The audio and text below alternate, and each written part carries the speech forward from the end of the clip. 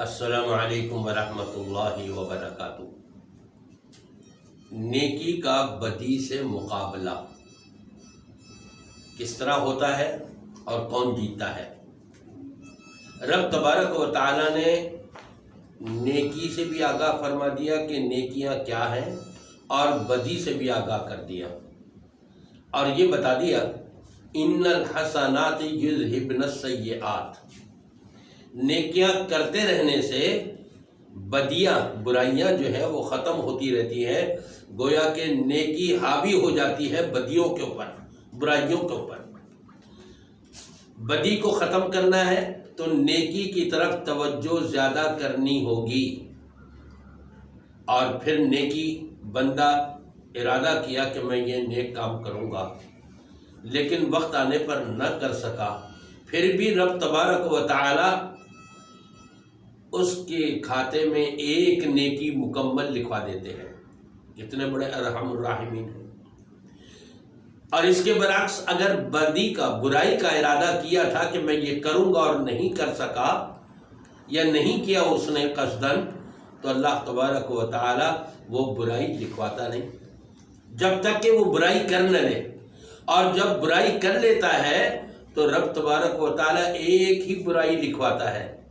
لیکن اس کے مقابلے میں آپ دیکھیں، بدی کے مقابلے میں نیکی کو لے کر کے آئے، مسلمان ایک نیکی کرتا ہے، رب تبارک و تعالی 10 گنا نیکیاں لکھ دیتا ہے، 10 گنا بڑھا چڑھا کر کے۔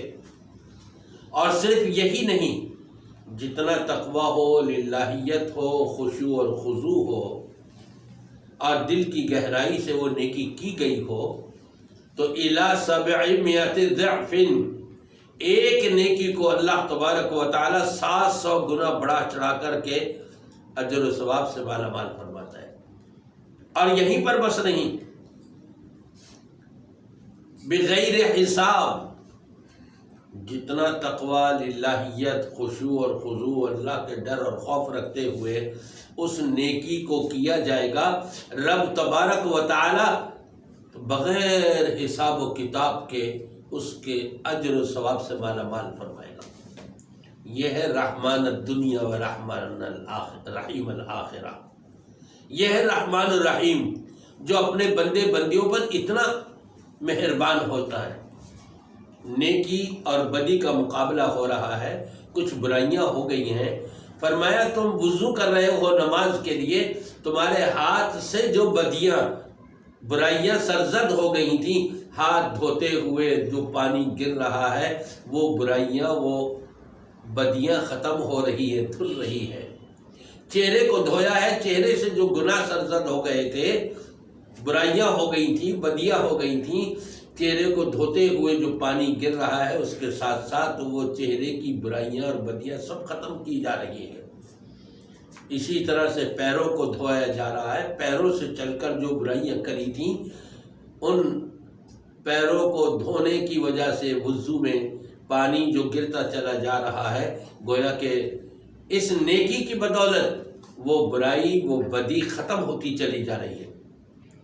اس لیے کہتے ہیں کہ نیکی کو چھوٹا سمجھ کے، ہلکا سمجھ کے چھوڑو نہیں، اور بدی کو ہلکا سمجھ کے کرو نہیں۔ بدی، برائی، گناہ چھوٹا ہو یا بڑا ہو، اس سے اپنے آپ کو بچاؤ۔ نیکی بڑی ہو یا چھوٹی ہو، کسی کو چھوڑو نہیں۔ چھوٹی سے چھوٹی نیکی بھی کر جاؤ کہ ایک معمولی سی نیکی بھی انسان کے لیے پہاڑوں کے برابر اجر و ثواب کی حیثیت رکھتی ہے۔ رب تبارک و تعالی مالا مال فرماتا ہے۔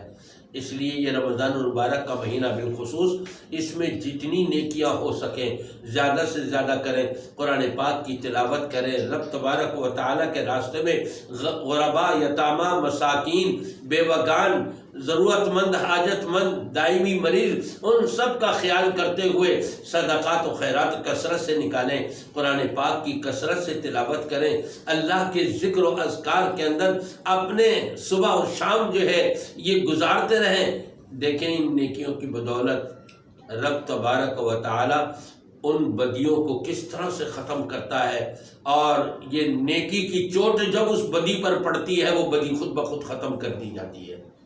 اللہ تعالیٰ ہم سب کو ہر نیکی کو اپنانے کی توفیق دے اور ہر برائی سے بچائے۔ والسلام علیکم ورحمۃ اللہ وبرکاتہ۔